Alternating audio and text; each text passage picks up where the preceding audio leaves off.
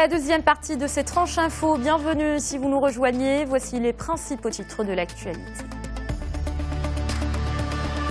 Pluie et temps froid au Maroc. La Fondation Mohamed V pour la solidarité a lancé samedi dernier son programme annuel d'aide humanitaire et vient ainsi en aide à des populations démunies. Plus de 3500 foyers dans le Grand et Moyen Atlas vont bénéficier d'un kit grand froid.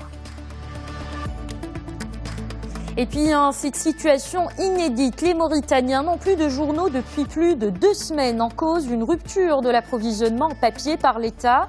Les autorités ont promis un retour à la normale au début de l'année, mais la crise ne cesse de s'aggraver. Et au Sénégal, depuis plus d'une semaine, l'indice de la qualité de l'air oscille entre le rouge et l'orange à Dakar, la capitale. Les enfants, les personnes âgées et celles souffrant de maladies respiratoires sont souvent les plus touchés.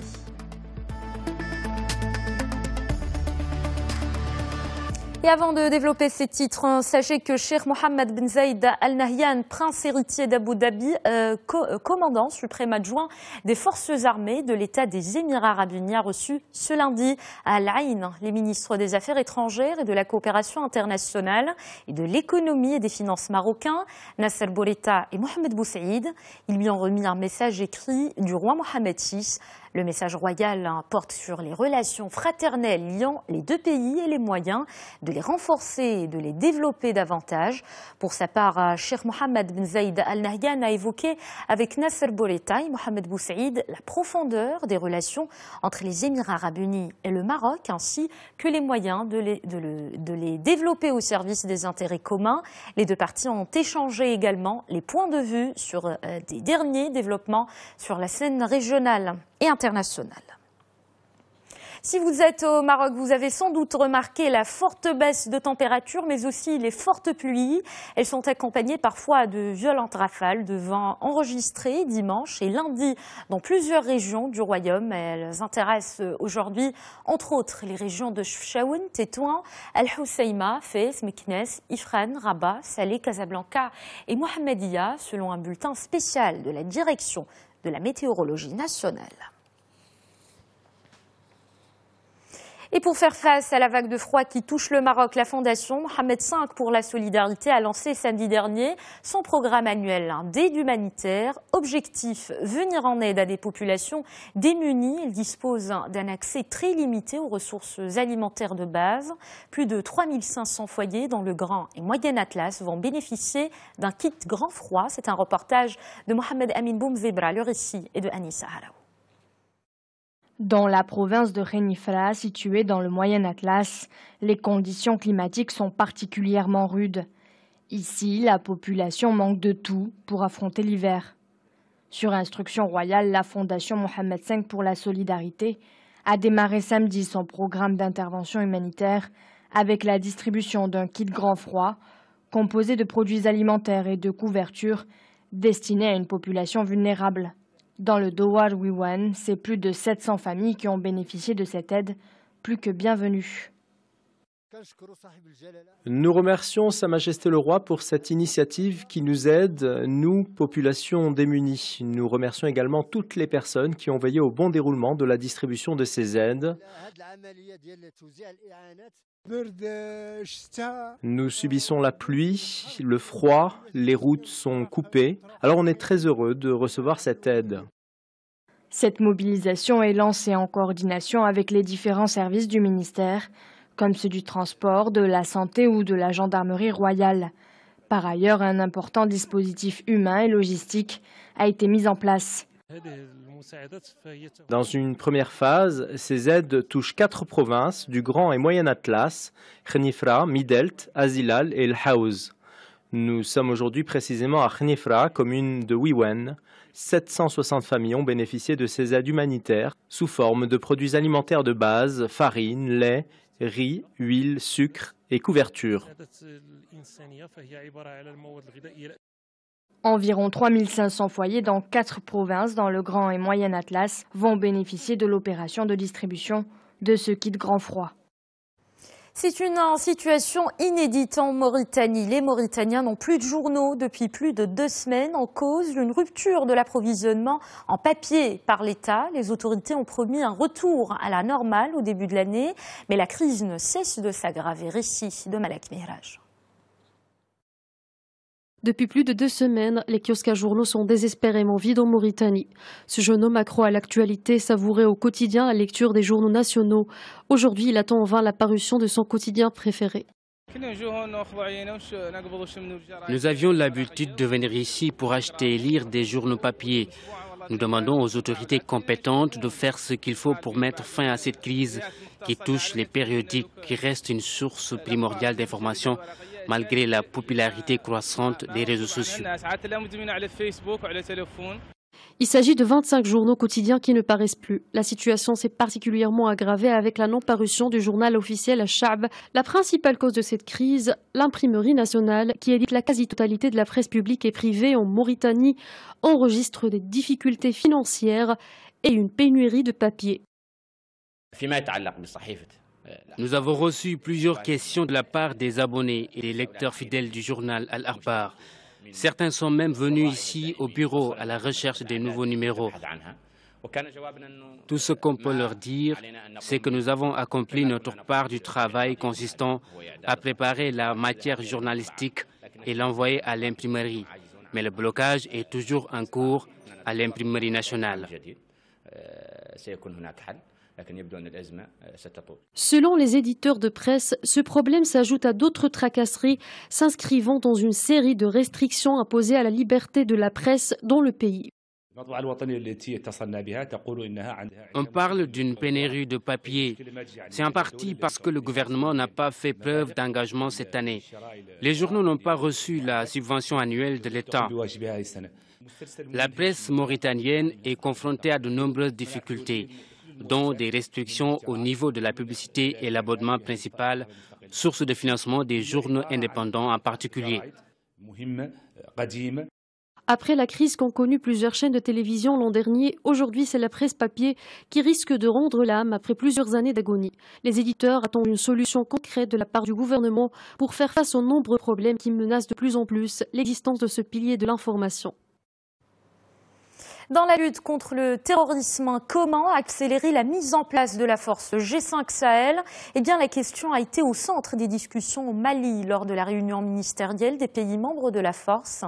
Burkina Faso, Mauritanie, Mali, Niger et Tchad. La réunion s'est tenue aujourd'hui à Bamako. Elle a regroupé les ministres des Affaires étrangères, de la Défense et de tutelle des pays concernés. Compte rendu signé notre correspondant à Bamako, Mohamed Anyoko. Durant 4 jours, les experts civils et militaires se sont penchés à Bamako sur les questions de défense et de sécurité afin de permettre une opérationnalisation dans les meilleures conditions de la force conjointe du G5 Sahel. Les défis qui sont devant nous sont ceux d'un contexte marqué par la recrudescence des menaces sécuritaires. Et ces défis nous invitent, nous obligent à continuer d'être davantage au rendez-vous pour traduire sur le terrain notre capacité de restaurer la paix et la sécurité dans l'espace du G5 Sahel. En plus de la réunion de travail des ministres de la Défense et des chefs d'état-major des armées et du commandant de la force avec la France et la réunion ministérielle de coordination sur l'opérationnalisation de la force prévue à Riyad, en Arabie Saoudite, tout en ce mois de janvier, il est prévu une conférence internationale sur la sécurité et le développement au Sahel le 23 février 2018 à Bruxelles, qui aura pour objectif de mobiliser les ressources financières pour définitivement boucler le budget de la force qui est de 423 millions d'euros. Un mot d'environnement au Sénégal. Depuis plus d'une semaine, l'indice de la qualité de l'air à Dakar, la capitale, oscille entre le rouge et l'orange. Selon des données du Centre de gestion de la qualité de l'air, les enfants, les personnes âgées et celles souffrant de maladies respiratoires sont souvent les plus touchés. Les détails dans ce reportage de Awa Diop et Sanoussi Sané.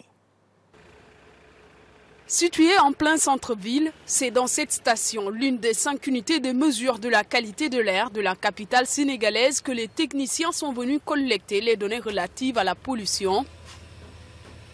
Depuis plus d'une semaine, l'indice de la qualité de l'air à Dakar est dégradé, une situation due à plusieurs facteurs.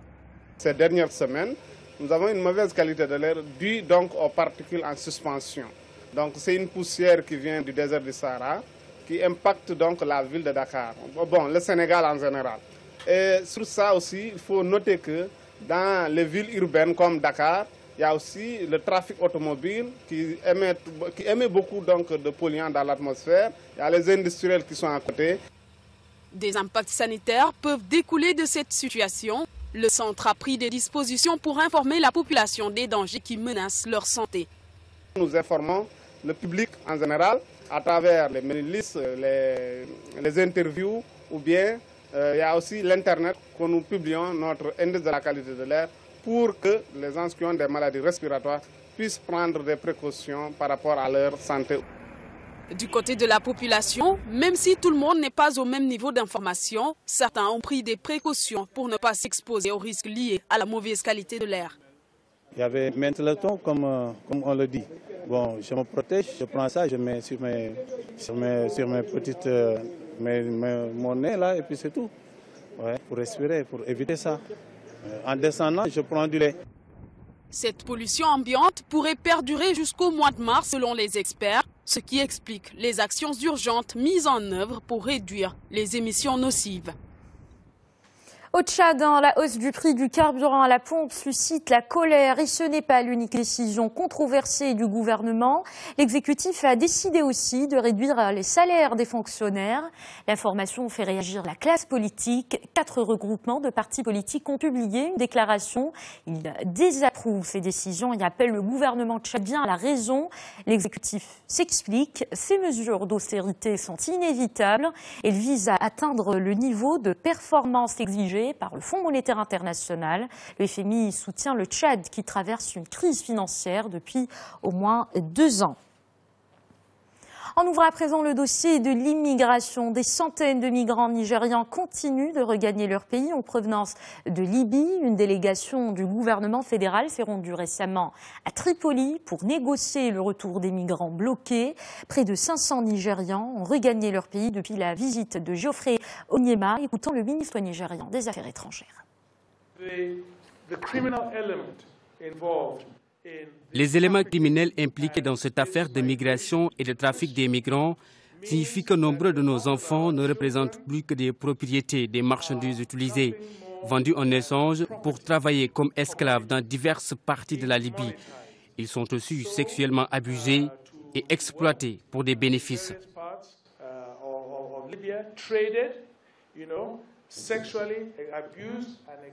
En Afrique centrale, à présent, les membres du Sénat gabonais ont adopté vendredi le projet de réforme constitutionnelle en termes identiques à ceux de l'Assemblée générale.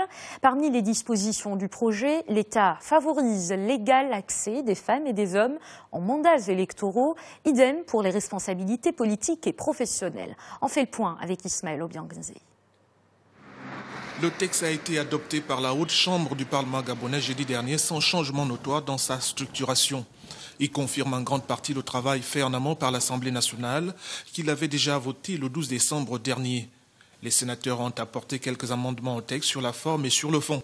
Par exemple, l'harmonisation du mandat des élus locaux à celui des sénateurs 6 ans renouvelables et non l'inverse. Dans le projet de révision constitutionnelle adopté par l'Assemblée nationale, le mandat des sénateurs, tout comme celui des élus locaux, devrait être réduit à 4 ans.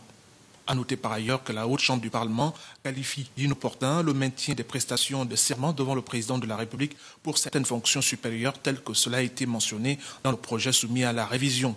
Une commission mixte réunissant sénateurs et députés a accouché d'une mouture actuellement en examen à la Cour constitutionnelle. Sa décision, sauf surprise, devra conforter les ajustements opérés par le Parlement, lequel Parlement convoque un congrès ce mercredi pour entériner le projet de loi.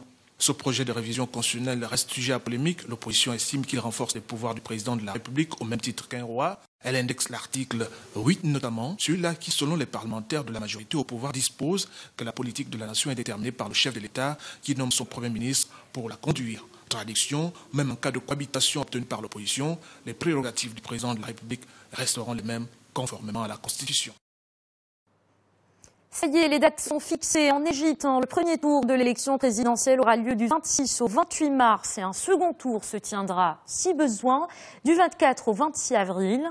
C'est ce que vient d'annoncer aujourd'hui l'autorité nationale des élections.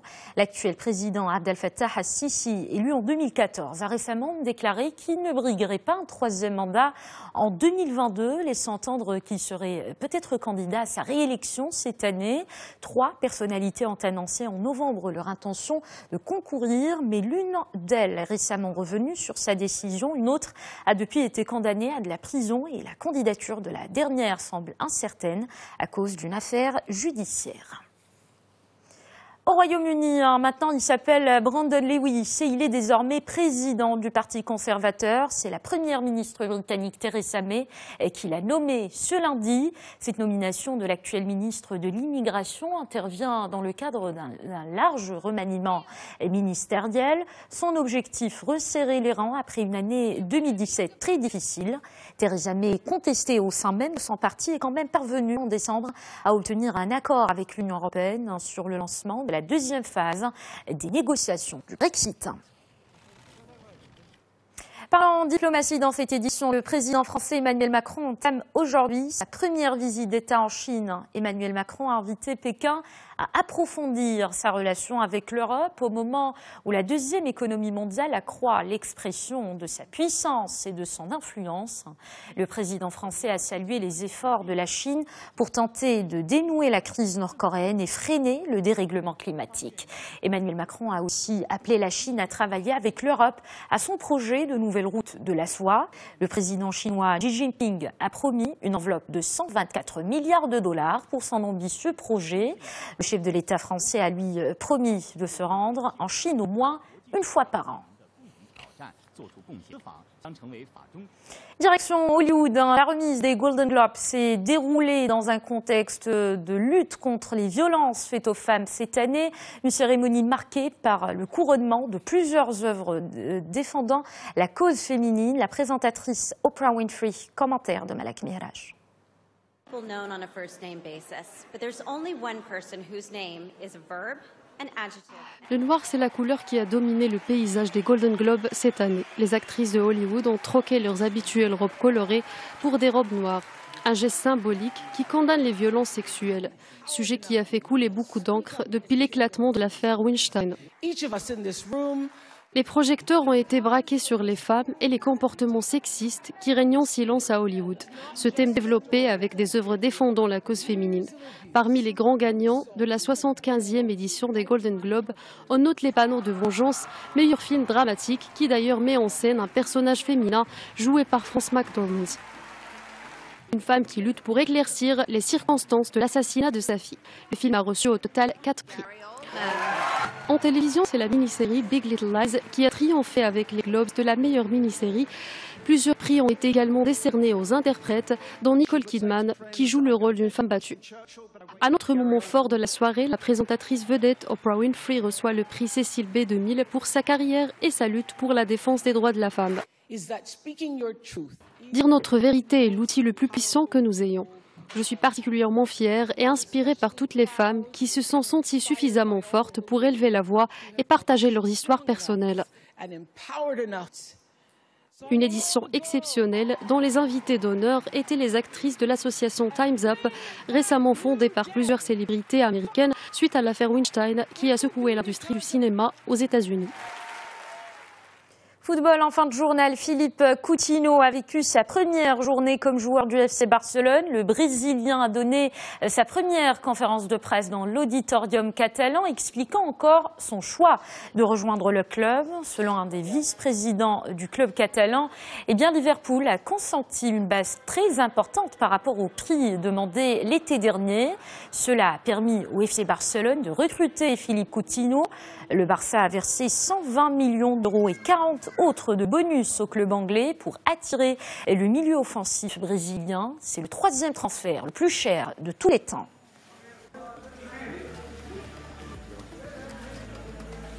Voilà, c'est la fin de cette édition. Dans quelques instants, l'essentiel de l'actualité économique en compagnie de Khadija et Hassan. Merci de rester avec nous.